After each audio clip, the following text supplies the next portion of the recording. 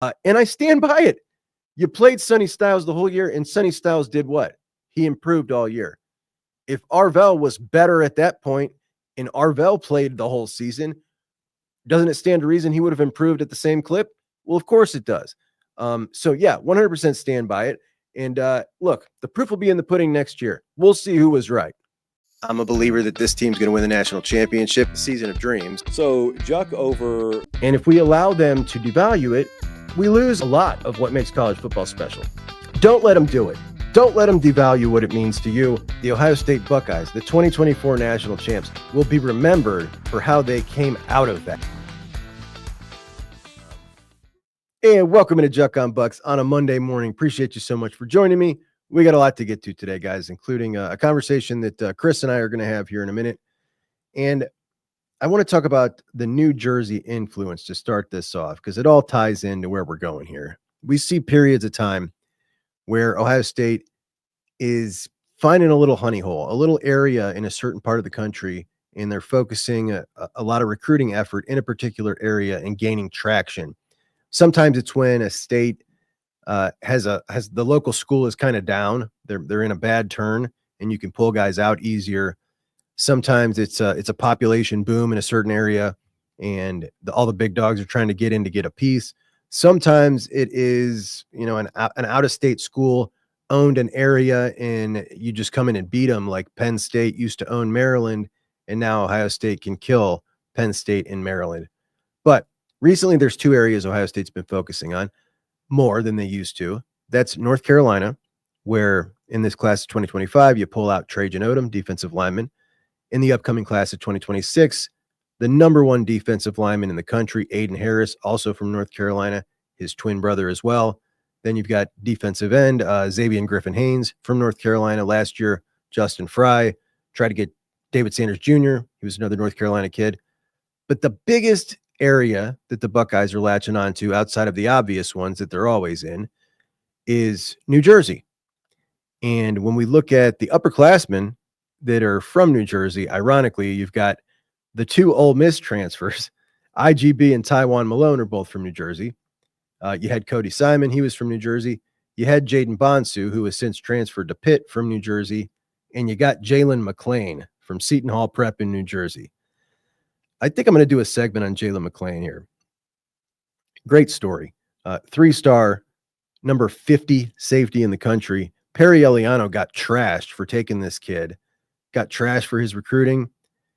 I think this dude's about to blow. I think he's going to be an NFL safety. And yeah, I'm doing a segment on him. You guys know, like, I love recruiting. I love when you see an Edric Houston, a 5-star, come in and, like, bam, this dude is the deal. It's going down with this guy. He's going to be a stud. I think I love even more when we see a 3-star come in and you go, like, how in the hell did everyone miss this kid? That's Jalen McClain. He's going to be awesome. He really is. So New Jersey, when we look at the most recent class of 2025, in that Catholic school circuit in New Jersey, a couple of those schools are DePaul Catholic, Bergen Catholic, Seton Prep, where McClain comes from. At DePaul Catholic, that's where the Buckeyes get commitments from wide receiver Des Jones, safety Deshaun Stewart. Also on that DePaul Catholic team, 2 Notre Dame commits, to kind of tell you how much talent is in this area here. That's pretty absurd to have 2 Ohio State, 2 Notre Dame commits on the same team. But you get those 2 out of DePaul. Then at Bergen Catholic, you get 5-star wide receiver Quincy Porter.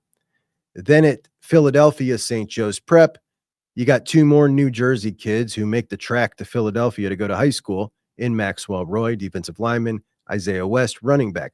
5 New Jersey natives in this class of 2025, which is pretty awesome. Now, last week I did a video of the top defensive targets for 2026 that the Buckeyes are in on, and they have a really good shot at getting good relationships with. And one of those guys was from Bergen Catholic, actually 2 of them. Now, Bergen Catholic's head coach is a guy who loves Brian Hartline, loves Ohio State, Vito Campanelli, stud coach, by the way. Quincy Porter and Bergen Catholic just won their 4th state championship in a row. So Quincy Porter's a champ. This kid's got 4 rings. That Campanelli family, by the way, royalty in New Jersey football. Their dad, Mike, coached at Paramus Catholic and had 3 sons. Vito coaches at Bergen Catholic, Nunzio coaches at Rutgers, and Anthony coaches for the Jacksonville Jaguars. I don't know what the fourth son does. He's the black sheep, I guess, but that's a pretty successful football family. Anyway, from Bergen Catholic, the Buckeyes are in on Jermaine Kinsler, 6'7", 280-pound defensive lineman, the number one player in New Jersey, and Jordan Thomas, 4-star top 150 player in the nation, a DB. And I was feeling swell about both of them, particularly Jermaine Kinsler. And then out of nowhere, he just committed to Texas A&M. So obviously a New Jersey kid committing to Texas A&M. We know what's going on here. This kid got paid handsomely, good for him. And it just kind of leads us into recruiting strategy and what some schools are doing and what the Buckeyes are doing. And everybody's playing it a bit different. Texas A&M, Texas, Oregon, these are schools that are paying kids out of high school all the way down their board handsomely.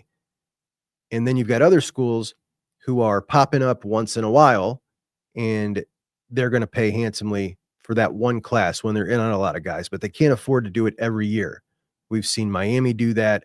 We see Auburn do that this year. Michigan did that this year. Alabama did that this year.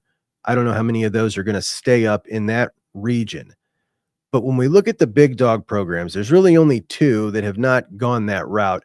Maybe three. Clemson as well. Ohio State, Georgia, and Clemson. Clemson's not really gone that route either. Ohio State, Georgia, and Clemson are going about this in a different way. They will definitely pony up for the Jeremiah Smiths or Edric Houstons or David Sanders Jr.'s or Chris Henrys, the big dogs, the guys that they know will be instant successful players as freshmen. They will pay the money. They will fight the battle in the NIL war. Once it drops off from those impact players, we're going to rely on our NFL track record, everything we have to offer as a program, which is great, sounds great, and it's been successful still for Ohio State, for Georgia, not for Clemson. But there are position groups that I think you can look down the line and see we have a gap of championship level talent in this particular room. And that's what we're here to talk about today, among other things, with our buddy Kris Drew.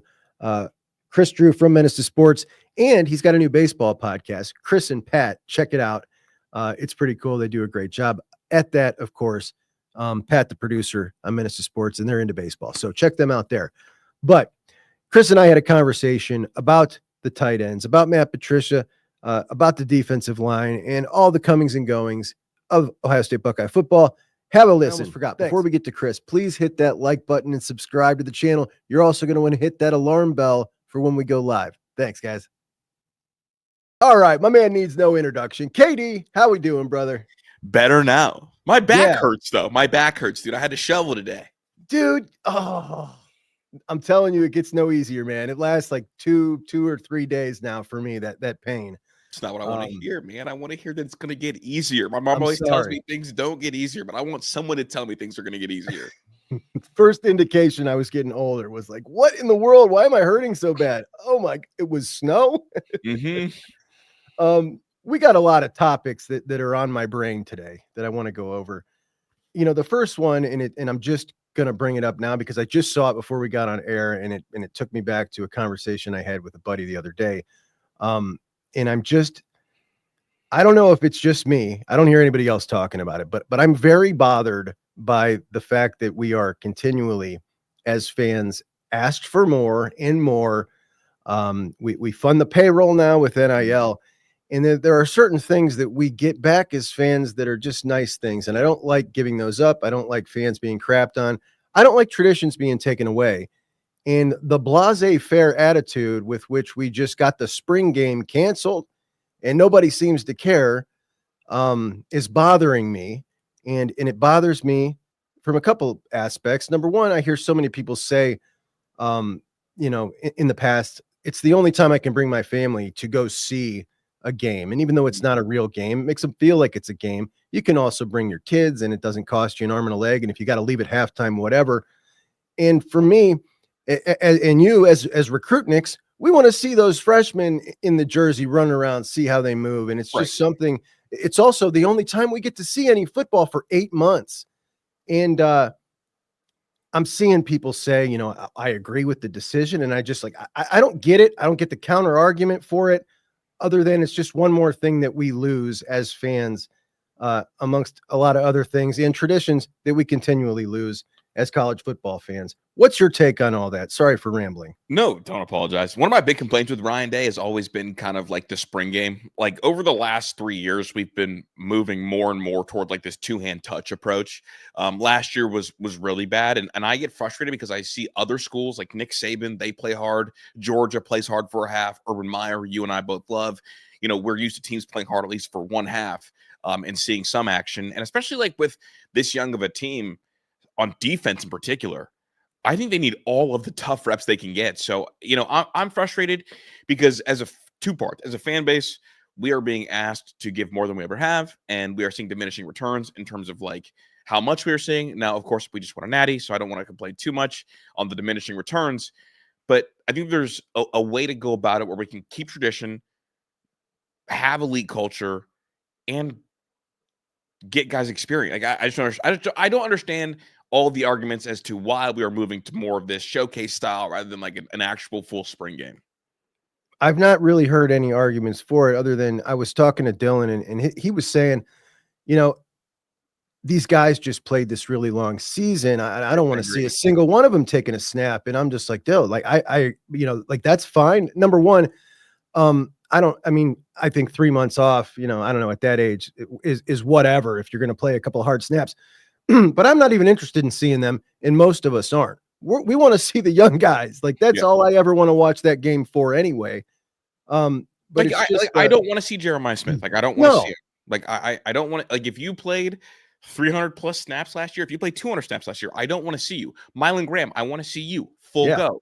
You know, like Quincy Porter, let me see you. Let me see you. Like Bryce West, Aaron Riley Scott, Pettijohn. Let me see you. You know, like that, show that's me what it's about. You've got as these young guys that we might not see play this year. Right. Like, I mean, because what's the risk, right? Like if someone gets hurt in the spring game, which you never ever want, you'd rather risk it for a guy that probably isn't going to play a ton this year. Sure. And like let them earn the chance to get on the field, and I think that you get a better return on investment for the fans and for your own program if you do that. Yeah. Maybe somebody can tell me in the comments why I'm wrong here. I just right. Feel like it's, you know, and to your point, when you say diminishing returns, I get what you're saying. You're talking about closeness to the team, access to the program, you know, the little benefits that we get like that.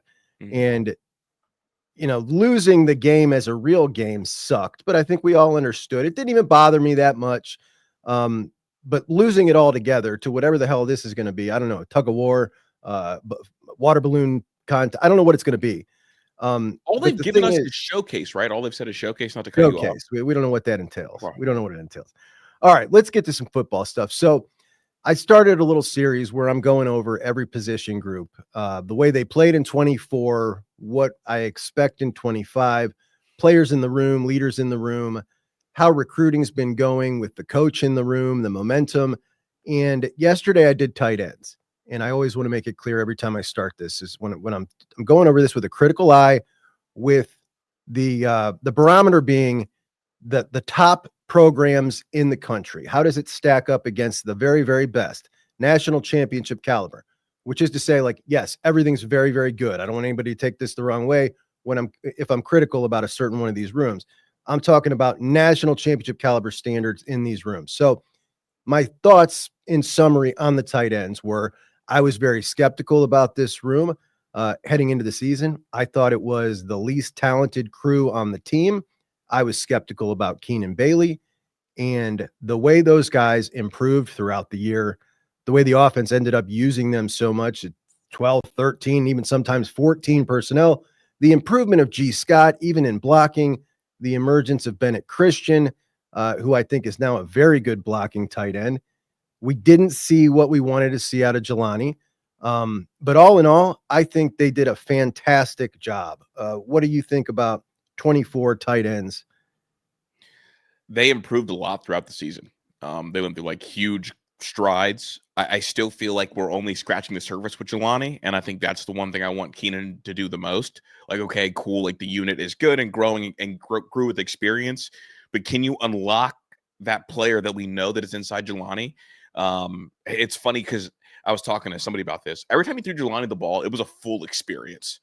Like Yeah. you never knew what you were gonna get. You're either gonna get a drop, a bobble, a crazy catch and run, and defender just bouncing off of him, or he was gonna stop mid route and you were gonna get a pick. Like you never like throwing to Jelani was a mystery box, and so I think for Keenan Bailey, that's the only like failed mark I'll give him because obviously like you want your unit, everybody in your unit to play consistent. You want them to be consistent contributors, and he wasn't. But G. Scott grew a lot. Mhm. I want to give him his flowers. And like late in the year, you saw Ryan Day and Chip Kelly feel really comfortable designing things for G. Scott that allowed him to use his receiver skill set and make big plays. So I agree with you. The worst unit on the offense, though, but I agree with you. And honestly, that's more testament to the fact that the O-line ended so strongly. The wide receivers, we know what they are. And the running backs, we knew what they were as well. So I'll give, I mean, I don't know if you did grades, but I'll give Keenan Bailey a B-. With Max Clare coming in, Mhm. I think he is every bit of that number one transfer portal tight end grade. I was just watching a lot of him, and he is really the real deal. Bennett Christian being a year older and hoping Jelani takes that step in year 3. We'll talk about the freshman in a second, but the way this room looks right now as we head into 25, I think that we're looking at one of the better tight end rooms immediately in the Big Ten. And depending on where Jelani goes, it might be one of the better ones in the country. I think Claire has Mackey potential. Just so you know, Yeah. that's how good I think he is. I think he is extremely, extremely talented and very polished. So you won't have to come in worrying about like grinding him down and developing him. I think that he's got a real shot. So I'm really excited for him. I think that he is firmly going to be tight end 1. And I'm a big believer that with a new quarterback, with a young quarterback, that young quarterback's best friend is always either the tight end or the slot receiver. And if you have a proven tight end that can be the security blanket with also some like potential for some chunk plays between 10 and 20 yards, I think you could see a huge year from him. Similarly to what we saw kind of for the last 6 games of a guy like Jeremy Ruckert. I think Claire's real deal. So I'm really excited about him. I think he's going to be a top 3-4 tight end in all college football next year. So I'm sold, really sold. I really hope that, and you're absolutely right with that, with the new quarterback. I mean, it's just it's really critical, and having this guy on top of that wide receiver crew is just almost unfair. Looking at Keenan with recruiting, going out and getting his number one target, which is that's always the most important thing for me. Ratings be damned. I want you to go get your number one target. He nailed his in Nate Roberts. Of course, you and I have talked plenty about Brody Lennon, who is a freak athlete, a guy who could probably play defense at Ohio State. Oh, he can play linebacker. Like he to me, his athletic profile, like he's more athletic than Cade Stover was coming in. For sure. Sure. The kid got clocked running as fast by one of those Twitter things that clocks how fast you're running on the field. The same one clocked Bo Jackson and Brody Lennon hitting the same max speed on the field. Like, this dude's a real deal athlete. So I think a total home run there. And then already getting the commitment from Corbin Fordham in 2026. This guy is a legit recruiter now. And I think that looking at the talent coming up in that room, like, it was consistently the weakest room on the team. And all of a sudden we're looking at it and it's like, this now looks like the rest of the Ohio State rooms. Like, it has that kind of talent now. And I'm stoked because we have underutilized the tight end room forever. And it just feels like giving up, whenever we play an inferior team and they just needle us to death with the tight end. It just always seems so easy, but we never do it back to anybody. I really like the direction of this. And kudos to him, man. Kudos to him, because I was skeptical. No, and also in addition, I think him kind of getting that co-OC title, that bump. Now, I don't know how much he'll, well, no, he's going to have an increased responsibility, but I think we could see, okay, like your room is developing into a room that could be a weapon. We want you to have more say, not just us telling you, but in title. And I think him being boys with Brian Hartline could lead to those guys getting some more targets because that room is going to be really athletic. Like, I don't know where Witten's going to end up, but he's an athlete probably 2 years down the road. He'll contribute as a senior or junior just because he was so wiry and then coming in, I don't know where he's going to fall. But Nate Roberts, being 6'4", 240 already, and a big time athlete. Brody, I think he's a guy that's going to contribute. And these guys are all like, let me get the ball in space because I am a strider and I am an athlete. Nate Roberts reminds me a lot of Mitchell Evans. And that's a kid obviously that we know from, I think, Woodridge or Wadsworth, one of the two. Yeah, Wadsworth. That's the kind of prospect I think he is. And obviously, like, he needled us in the Notre Dame game 2 years ago. I mean, he had the one-handed catch on Steel Chambers. So I'm excited about this unit. And I think that Ryan Day is also excited about this unit. And that's why Keenan got the bump. Yeah. We're going to get into some defensive line today, but we obviously can't get into that without talking about Matt Patricia, which we didn't talk about you and I yet together. Yeah. I read a survey that Doug Lamarice did. He has tech subscribers, and he polls these guys. So these are Ohio State fans who pay money for a tech subscription. Like, that means you are very, very much involved. You're invested. You're in tune to what goes on. And the results of this about Matt Patricia, you had, 2 positive options, one slightly, one really positive, 2 negative options, and then 1 riding the fence. And there were only 13% of these folks on the good side. I don't remember ever seeing an Ohio State hire so unpopular as this. And at a time when we've just seen Ryan Day win a national championship, he's been aces with his hires recently. You've only got really 2 bad hires in his entire tenure with Kerry Combs and Parker Fleming. I just am kind of blown away by the reaction we've seen with the hiring of Matt Patricia. It's a hiring that I kind of like. How do you feel about that? The whole reaction to it and everything else. I don't know how I ended up here, but it feels weird to me because I've seen like all the negativity on Matt Patricia. I think this is his most impressive hire as a head coach. So like, I'm over here like, gee golly, like what did I miss? He's won 3 championships, Super Bowls, highest level. I've heard him talk about defense. He's a really good communicator. Bill Belichick, the smartest mind in all of football, keeps bringing him back. And I have a theory that I've said probably 100 times, but to your viewers as well, the longtime NFL guys are so much better at scheming up things because they are dropped into a world where they don't recruit and the talent is equal. And so they have to scheme up advantages. Yeah. I think that those guys always will out scheme a college coordinator. And like my theories behind it are, look, Alabama wanted Bill O'Brien gone. Bill O'Brien, NFL OC, went up against Kirby's defense, ripped them to shreds. We've seen Ryan Day rip Kirby Smart to shreds. We've seen like Brent Venables get outdone by Ryan Day. Like we saw Jeff Hafley come in, longtime NFL guy, but never a DC, get here and talk about, I just know so much football and I'm used to coaching in a world where I have to create an advantage schematically. But at Ohio State, we're more talented than everybody else. So I do that, plus our talent gap, and it's a huge gap. So like for me, this Patricia hire is a huge deal. And hearing him talk about how he will mold his defense to help the star players, something, look, I love Jim Knowles. Jim Knowles didn't do that. No. So like CJ Higgs' athleticism will not be wasted under Patricia. Like Sonny will not be asked to just be a regular linebacker. He will be, they will unlock his potential. Like Caleb Downs. Like this has marks of a defense that is going to do some really, really cool stuff because the talent gap is there. And you have a DC who has forgotten more about football in probably the last 3 months than 99% of the coordinators he's going to face. So like, I love the hire and I keep having to check myself. Like, why do people dislike this hire so much? And I can't figure out a real reason other than Michigan fans maybe getting in their head and telling them that he's really bad. And people always tell me, oh, he was run out of wherever because they had a bad defense. Like, I'm the same guy who watched Wink get run out of New York.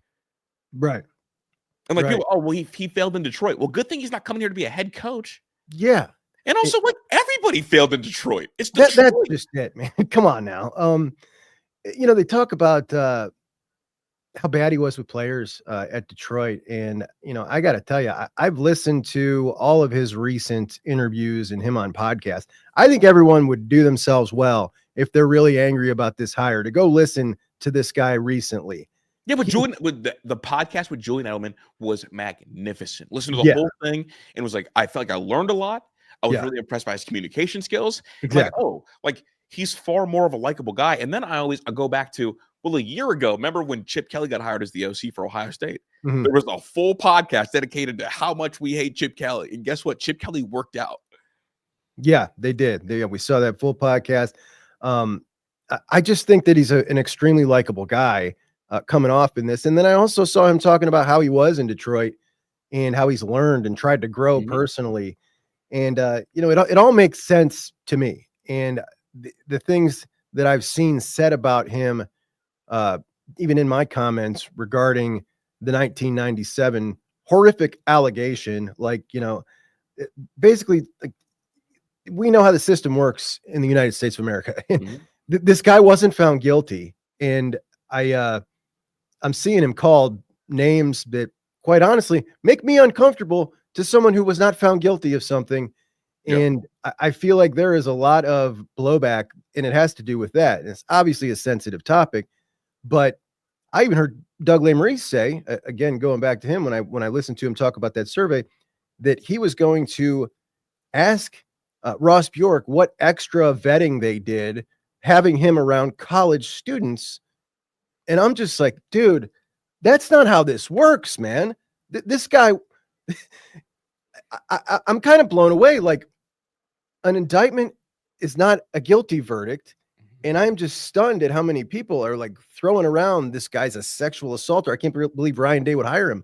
Like Buckeye fans. And I don't know, man. This is being treated like his first job after the dismissed case. Yeah, very much so. Yeah. Like this, you said 97. This actually happened in 96 because it was before I was born, Juck. Okay. So like that's like, we're talking about a situation that was resolved before I was born. He proceeded to have a 20-year-long coaching career, and now he's coaching again, and it's being talked about like this is his very first job after the allegations. From a football standpoint, I'm finding the more people are hating this, the more I'm supporting it, to be honest. And it constantly goes back with me to Ryan Day's track record recently of hiring has just been spot on. He's been total nails, and he's the guy sitting across the table from him. He's the guy who is, who's got his butt on the line with every hire he makes, and he loves this. Then I love it. Let's roll. It does have an effect on Larry Johnson as we head into the defensive line talk. Obviously, Larry and Ryan had the conversation. We've heard about that. Ryan Day says he, welcome back, got to be on board with the new regime, which reads to me like I don't want to deal with any nonsense, any infighting. The defensive coordinator is going to call the defense, and that's what it's going to be. And we also were under the impression that Larry would maybe make his decision on returning in 25 based on who this hire was and what this guy did. I don't think you can pigeonhole Patricia into what does he do. So I don't know that answers any of the questions other than he's going to do whatever he sees fit from week to week, which if I'm Larry, based on what we know about him, doesn't sound like the greatest. What's your take on all that? From what I understood, Matt Patricia was primarily a 4-down guy, and kind of those best years of that Patriots defense. So I think that maybe might keep Larry, but I do think it's some good messaging. Like this is a DC that wants to be really multiple, and so we all got to have staff alignment. And if just basically what you said, like we cannot have a repeat of you versus Chip Knowles. Like we can't do it. Like my job's on the line, your job is not. Like we just can't do it. So I'm gonna be team Matt Patricia if there is some infighting, and I think Ryan Day needs to have some really direct messaging with Larry Johnson to make sure that is the case. I definitely think Day failed the first time around and learned his lesson. He learned his lesson by not doing that right from the rip. That's as a newer coach, though. I think now you've won a natty. Like exactly. You got that. You just returned from your first battle. You got the medal on your vest. Yeah. I hope it comes with more conviction in the things you do. Yeah. When we look at this defensive line, I know that, you and I thought heading into 2024 that it was going to go absolute gangbusters with the talent, grown up talent. Mhm. And, now at the end of the year, we did see that with the playoff run. They definitely looked like they had reached their full potential. Finally, Jack and JT maybe reaching the caliber that we always thought they had it in them. It finally comes out. The unit as a whole was amazing. But, you had some points during the season where it was kind of, I think a lot of people forgot this, but a lot of the folks weren't happy throughout the year at several points with the defense and with the defensive line. But in the end, they look great. And as we move into 2025, you got Jack and JT due to them coming back for their senior year. Now you're able to have two seniors come up in their place, which is really, in my opinion, the last time we're ever going to see that. Mhm. When we got guys like this sitting around waiting their turn, I don't think we'll ever see a situation where you have this again, but we're really lucky to have Kenyatta and Curry come up as seniors now, just getting their big audition to be starters on the team. It's really impressive. Like, it's funny because like I a lot of times like question Larry's recruiting, but maybe the best recruiting job he's done, since landing JT and Jack is like keeping Curry and Kenyatta here. And I know it hasn't always been easy. Like, there's been a slew of SEC schools that have tried to do their part to get those two away from Ohio State, basically saying, JT and Jack are never leaving. They're here forever. And they waited their turn. And I do wonder at some point did they get to a place where it's like, well, I've waited this long. What's one more year? Right. And they're going to be the guys. Like, I think that they're going to be the feature guys, especially with Houston kicking inside. And I'm really excited to see what version we get. With Caden Curry, I felt like when he played, he was always around the football. Like one of those guys that was just like things always happened around.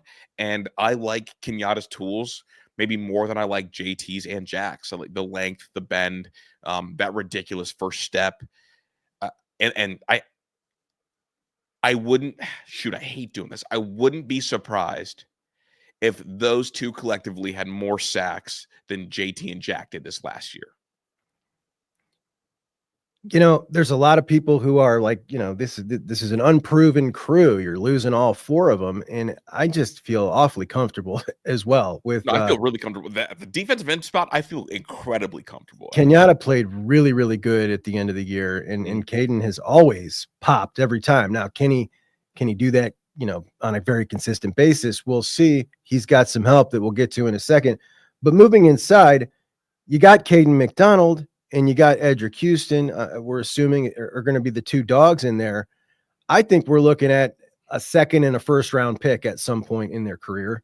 I think these guys are really, really good.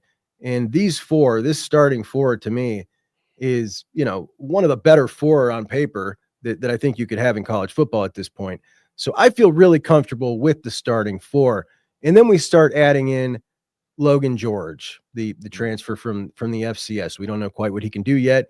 His film sure looks good against the FCS. Then what can Patricia do with CJ Hicks? I think we'll see a lot of sacks from Sonny Styles as well, too. Just like floating that out and there. He was really good with that. Really good. The backups on the inside, Jason Moore. Can we see another step from him? Tywan Malone, Will Smith Jr. I'm not so comfortable with the depth on the inside. I would sure like it if maybe you could find something in the spring portal to help you out there. But as a whole, if Hero stayed, I think we would have been really good. I know, man. That one hurts. It really does. And maybe Jarquez Carter is ready as a freshman to do something there as well. But when we look at that unit as a whole, I'm really, really happy with this defensive line unit. Like I just feel very good about all these players. I feel very good about Patricia working with these exciting parts around him. And I think that this defensive line unit looks really damn good for 2025. If somebody held a death beam to me and said, Kris, I need you to predict a first-time starter on this team to make all first-team Big Ten, I would have said K-Mac, I think, this upcoming season. I am very excited about him. When I spoke to Sonny Styles, that was the one player that he was like raving about, like on the Right. interview, and even after the interview, we talked a little bit about him, about how it's different, the violent hands, the quickness, which is surprising for his size. Like he's really, really good. He obviously, the impact was kind of up and down last year, but like he was a part of 2 of those 4 huge goal line stands this season. Like I think this year, I'm really excited about him. And at the pace that Edric Houston is progressing, like I think this will be another top 8 defensive line in America, at least front top 4. I think. I feel really good about them. I mean, I have more concerns about the backhand and the offensive line than I do about the D line. Okay, so I'm right there with you. And it is to K-Mac, Denzel in the interview he just did with Chimdy and Baron Browning. K-Mac was his dog that he brought up too. So we're continually hearing that. He would wreck practices. Like there would be times where he would Yeah. ruin a whole practice. Yeah, total stud. Total stud. Moving on into defensive line recruiting. I'm a big believer that impact players on the defensive line translate directly to wins more than anywhere else besides the quarterback. Special dudes, the Colin Simmonsons and Dylan Stewarts, guys like that. And when we look back to the class of 2021 with Jack and JT, 2 guys in the top 10, and Tyleek, who was a real scorer, Larry was cooking at that point and prior to that. Since then, things have been different. And in the class of 22, 23, 24, 25, 4 classes, you've only signed 1 top 50 player in Edric Houston. So a considerable drop off from where it used to be. And there's a lot of different reasons for that. And we'll get into them. But when I look at Texas and I look at Alabama with 4 top 50 defensive linemen, Alabama with 1 who is our guy, Justin Hill, Texas with 3, Auburn with 2. That's all this year. Miami had 1, Duke had 1, Iowa had 1. It's definitely a regression. And as we look down the roster, there are no impact guys there that pop off the page. The class that we just got, while I like all the guys, there are none of those guys. There are no 5 stars. There are no top 50s. You may have some guys pop, and Zion Grady may be that dude. Jarquez Carter may be that dude, but there are no guaranteed Edric Houstons in there. He's been the only one in the last 4 classes, and that's pretty concerning. It's concerning for 2 reasons. The first part is we used to get the best of the best every cycle. The next part is we were being told we were getting the best of the best. Like we were told Lightfoot was going to be here. We were told Dylan Stewart was, it at least seemed like it got close. A kid like Justin Hill, we never miss on, and we missed on him. And the third part is we went from the best of the best coming here to watching the best of the best high school D linemen go to other schools. And in the 12-team playoff, we're going to have to go see those guys. Yeah. Like before, when a 5-star chose, a Texas, it'd be like, okay, well, we'll probably never see that kid. We'll never see them play. But now with the 12-team playoff, a lot of these kids that are best of the best in high school, you will have to cross paths with them at some point. And you want depth for a long season. You want difference makers for a long season, because at the end of the day, football will always start and end in the trenches. Like at the end of the day, you're gonna need players for these goal line stops.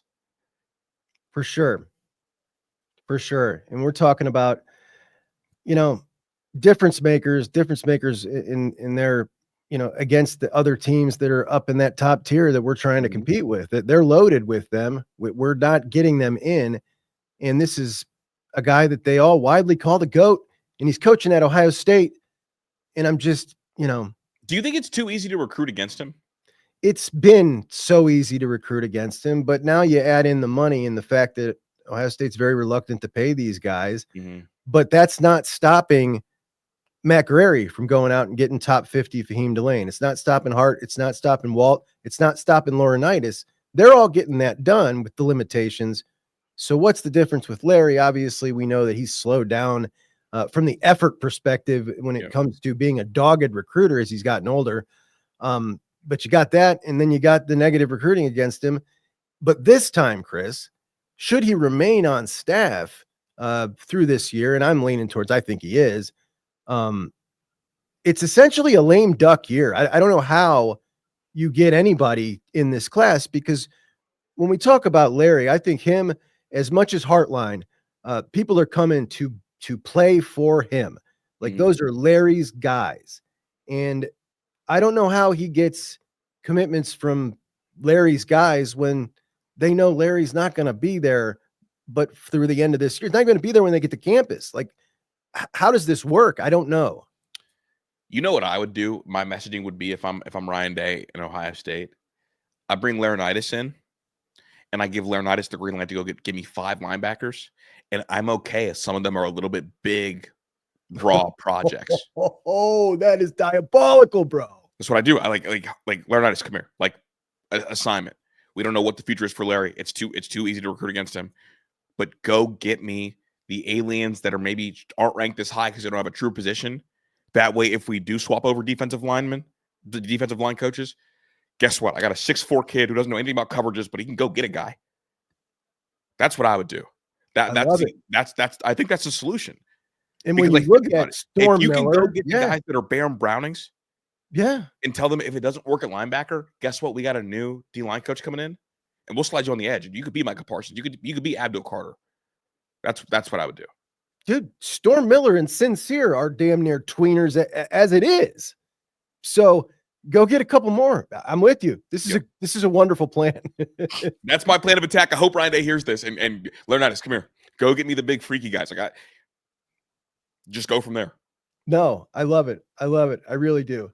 So I am, slightly concerned about the recruiting, about what's currently in the room from the level of not that I don't like these guys, Epi Satani-Lay and Ziggy Grady and new dudes brought in Trajan Odom and Max Roy and Jarquez Carter. I really like these guys. I think they did really good evaluations on them, but they're not the guys that the top competitors we're going to be playing against in the playoffs are getting right now or have for the last couple cycles, other than Edric Houston. He's the dude. So from that standpoint, right now, from a championship level perspective, I don't think that the defensive line is in the best shape. When we're looking at different groups on the team, that's kind of my takeaway, analyzing it going forward.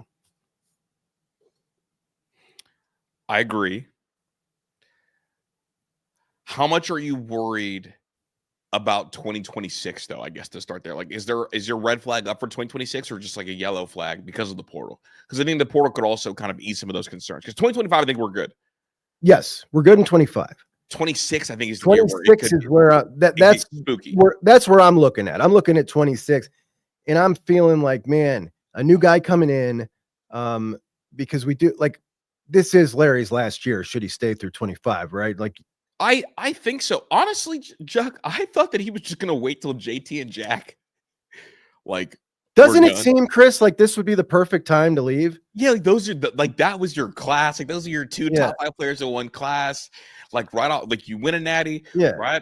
And Jack's the hero. Ride off into the sunset with them. That's what I always thought it would be. Because to my understanding, he was going to wait till those guys were in the league and then go. So it just feels like too natural of a stopping point. It does, but you got that contract through 25, so maybe that's what it is. But I don't know, man. Speculating on this has made me look stupid for the last 5 years. So especially because it doesn't sound like he's got the same fire that he did, but maybe that's like the beat spinning to us. But we also talk to recruits and we know that like it's gonna be a little different than it was like 4 years ago. For sure. I want to respect the GOAT though. That's my big thing. I am always. That's it. You got to tread lightly when you talk about this. I said it in my last show. I said, I'm going to get 20 comments from people saying he can retire whenever the hell he damn well pleases. And it's like, I get it. I'm going to tread lightly with this conversation here. However, you cannot deny, just on paper, there is a decline. The recruiting is not keeping up. When we look at 26, it doesn't look great. The transfer portal can mitigate some of that, but we're talking about, $1.5 million right now for big time defensive linemen in the portal. Who knows what it's going to be in a couple years, which is why I'm not quite so sure. And this goes back to not just Larry's fault, but when we look at the money situation, They let London Merritt walk because of some money. He's a here Mathis, but Mm-hmm. their destinations being Colorado and Maryland make me think like, all right, man, like, I don't know, maybe you weren't the right fit after all. And I'm okay with that. Like, if y'all Yeah. want to go there, cool. I don't want to lose Yeah. you to Texas. I don't want to lose you to Oregon. Really Right. don't want to lose you to Oregon. Don't want to lose you to Georgia. Like, y'all go to Colorado, go to Maryland. I don't care. Yeah. Yeah. So I feel the same way about that. But when we talk about the money and spending it on recruiting and the different strategies the different places are employing, when we look down the line at the defensive line or any other position, I think you need to have some bend. You need to have some flexibility there when you're looking and you're not quite seeing enough big time bodies in that room to say it's maybe smarter to invest a little more here than pay $1.5 million for a guy in the portal. I don't know, man. There's a lot of money, and you also got to win that recruitment out of the portal. You don't want to be in a desperate situation. I just don't like needing in the portal. I hate needing in the portal, and it feels like we're going to need in the portal in 26 in the defensive line. Yeah, it feels a lot like when Stud left. Yeah. And the cupboards weren't bare, but all we had was a couple rice packets. And we were being asked to cook a 5-star meal. And it's like, we gotta, even just overspending and then maybe taking a kid that you haven't done a complete evaluation on because like you just need something. But I'm like mentally preparing myself to be there. But again, that's why I would tell Leonidas, go get me some big linebackers. Yeah.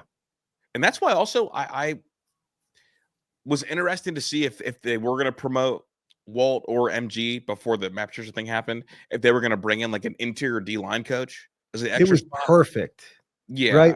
Like if you would have done that and you could have gotten somebody to like a big name, right? Even, somebody who you could have turned it over to. It might have been tough to do, and obviously you're going to have to pay a big double salary, but it would have been an ideal situation. And I wonder, if he's not out still trying to do that, trying to find somebody like a Tim Drevno that he had working with Fry to work next to Larry to try to keep things rolling.